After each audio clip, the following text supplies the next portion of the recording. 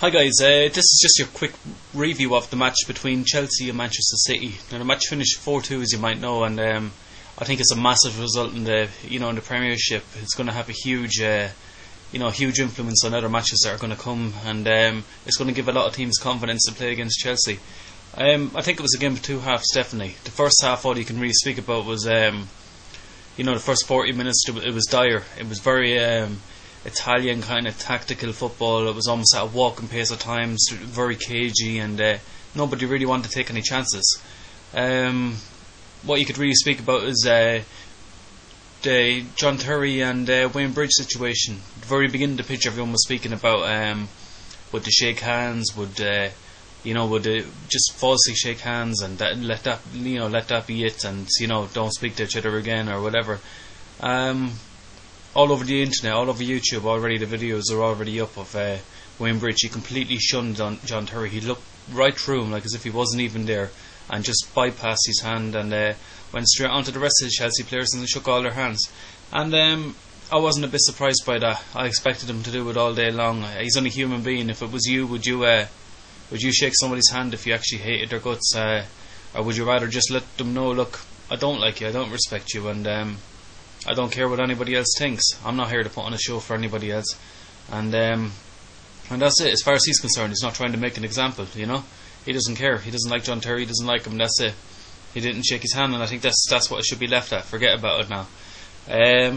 But the match itself, it was dire the first 40 minutes until it kicked into life. Frank Lampard opened the goal scoring on the 42nd minute. He got a through ball in, and he finished it off great against Shay Given, slotted it straight into the goal, and Chelsea could have capitalised straight on Man City then.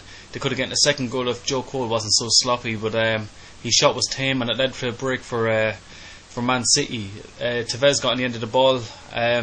John Terry was dire for Tevez. He completely backed off him, and he lost his pace against him. I couldn't believe it, because Carvalho was there to back him up, and Carvalho he ran alongside him, and then like as if he thought, I'm not going to get him. He just wandered off, towards the penalty line. He wasn't even looking behind him anyways to see if anybody was coming that Tevez could cut it back. But Tevez takes a shot anyways. Nobody was on the line. Carvalho had a chance to run towards the line, didn't go for it. And a tame shot missed, just completely missed by Hilario. It goes into the back of the net, and it was a soft goal to give away. And that's where you're always at your most your most weakest, when you score a goal. They say when you score a goal, you can lose concentration and let in a goal straight away if you're not very careful, and that proved it today. But the second half was completely different game. It was back to a real Premiership game, a real the English Premier League and what it's all about: pace, passion, and fire. And we didn't have to wait long for another goal. Craig Bellamy, he could have cut in another player, but he runs straight in the box, and instead of even going for bottom corner, it's like as if he went straight down the middle of the goal from an angle. And Hilario was absolutely awful. He should have, his positioning was shocking, and his reaction was unbelievable as well. I don't know whether he thought Craig Bellamy was going to cut it across the 6-yard box or not, but he's an experienced goalkeeper. He's there 3 years now at Chelsea, or 4 years almost, and he should be working week in, week out with the likes of Peter Cech, watching people's mistakes, watching him. He's playing reserve games. He's doing, he's there long enough. He's a full-grown man, and he should be able to, not let in sloppy goals like that. Whether he's rusty or not is open to debate, but I can't give him any credit for that. All I can do is, like I say, he's at fault, completely for that goal, as well as the Chelsea defence for not closing down on Bellamy as well. But so the match kicks on then, and a big talking point as well comes when Tevez, he scores another goal. He puts Chelsea 3-1 up, and that comes as a result of a penalty kick. Belletti was sent off. He took down Gareth Barry, and I think that was it. The game was almost effectively over at that stage. It should have been over, but Man City were playing in dangerous water, I think, at times. They were very sloppy with the possession, 3-1 up, and that's it. Ballack goes and gets himself sent off then for a second very silly challenge. He was already on a yellow card. He comes in and he takes Tevez down, and he could have really hurt the guy. So, I can understand a player being frustrated and everything, but when your team is already down to 10 men, to go and get yourself sent off in a rash tackle like that, especially when there's 15 minutes left in the game, it's ridiculous. And I think it just summed up Chelsea's day. We had another goal then from Craig Bellamy in the 87th minute. It was a decent goal as well, and it really just it was a break on play, and it really was. It was just Man City all over in the second half. You know, they were patient in their counter attacking, and they were very clinical in the counter attacking as well. They made the most of what they could, and that's it. Fair play to them. But Chelsea got a consolation goal then. The 91st minute was Frank Lampard as well. It went down the left corner of the goal. He usually goes that way, and I'm actually surprised Shea Given didn't actually just take the chance. Maybe he thought, what's he got to lose anyways? You know what I mean? I'll just go from my first instinct and let in the goal. What's the difference? It doesn't make a difference. It's 4-2.